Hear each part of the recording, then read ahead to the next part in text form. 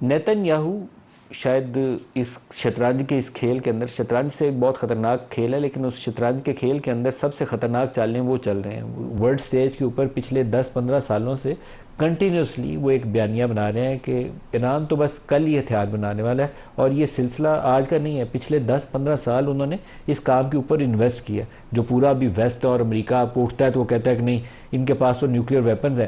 آئی اے ای اے نے جو ابھی لیٹسٹ سٹیٹمنٹ دی ہے، انہوں نے کہا کہ بلو 60% ہے ان کی انریچمنٹ ایران کے پاس، 60% پہ بم نہیں بنتا، 80% سے اوپر جانا شروع ہوں تو وہ کروڈ بم بنتا ہے، پھر 90+ پہ جاتے ہیں تو وہ اس کا وہ جو طاقتور وہ ہتھیار بنتا ہے نیوکلیئر بم والا، وہ تب بنتا ہے۔ تو 60% پہ ادر یوزز تو ہو سکتے ہیں اس کے، لیکن وہ نیوکلیئر ہتھیار نہیں بن سکتا۔ نیتن یاہو کہتے کیا رہے ہیں تمام عرصے میں، ڈیٹس کے ساتھ دکھائیے گا ذرا۔ The deadline for attaining this goal is getting extremely close. And Iran, by the way, is also outpacing Iraq in the development of ballistic missile systems. They hope will reach the eastern seaboard of the United States within 15 years. By next spring, at most, by next summer, at current enrichment rates, they will have finished the medium enrichment and move on to the final stage. From there, it's only a few months, possibly a few weeks, before they get enough enriched uranium for the first bomb. The foremost sponsor of global terrorism could be weeks away from having enough enriched uranium for an entire arsenal of nuclear weapons.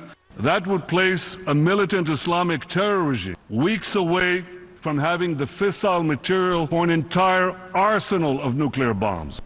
1996 سے 2025 30 سالوں سے وہ یہ بیانیہ بیچ رہے ہیں، اور مسلم Islamic terrorism, تو بھائی آپ کیا کر رہے ہیں غزہ کے اندر؟ وہ تو ورسٹ فارم آف ٹیررزم ہے جس میں آپ پوری ایک مسلم کمیونٹی کو صفحہ ہستی سے مٹا رہے ہیں، تو بدترین دنیا کی دہشت گردی کی اس سے زیادہ مثال تو ہے ہی کوئی نہیں ہے۔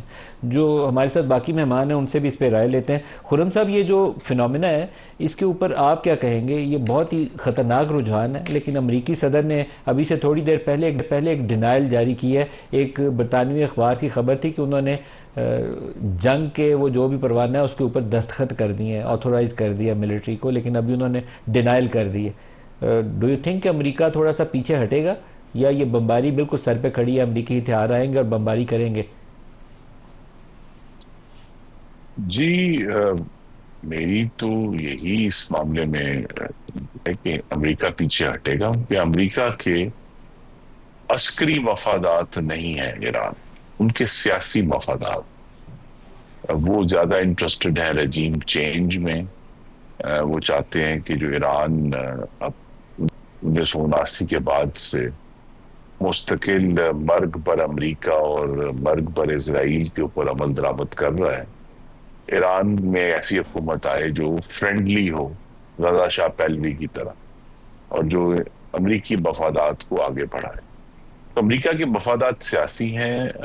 اسرائیل نے اپنا مفاد اس طرح ڈیفائن کیا ہے، حالانکہ آپ کو معلوم ہے کہ وہ بھی تقریباً پچھلے 40 سال سے زائد ہو گئے ہیں، ان کے پاس بھی نیوکلیئر بامبز ہیں، لیکن وہ ایران کو روکنا چاہتے ہیں کہ ایران جو ہے وہ نیوکلیئر بامب نہ حاصل کرے۔ لہذا یہ جو فرق ہے امریکی اور اسرائیلی مفادات میں، یہی وجہ ہے کہ اس میں پھر ڈیلے بھی ہوا ہے۔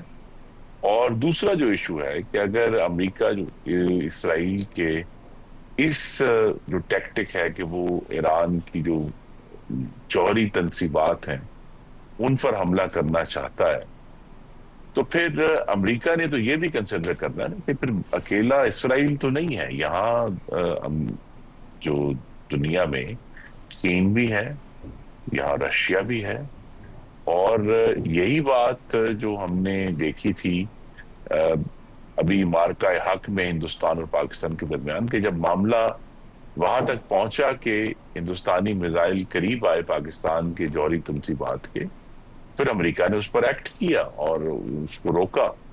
تو یہاں ایک جو ایشو ہے، اسرائیل کی اپنی ایک سوچ ہے، اور ہمیں دکھ سے کہنا پڑے گا کہ اس میں ایران کے خلاف کچھ ہمارے جو دوسرے مسلم ممالک ہیں وہ بھی اس میں چاہے خاموش تماشائی یا مددگار کا کردار ادا کر رہے ہوں، لیکن یہ ان 2003 کی عراق پر حملے کے بعد سب سے بڑا بلنڈر ہوگا امریکہ کا کہ اگر وہ اس جنگ میں جائے۔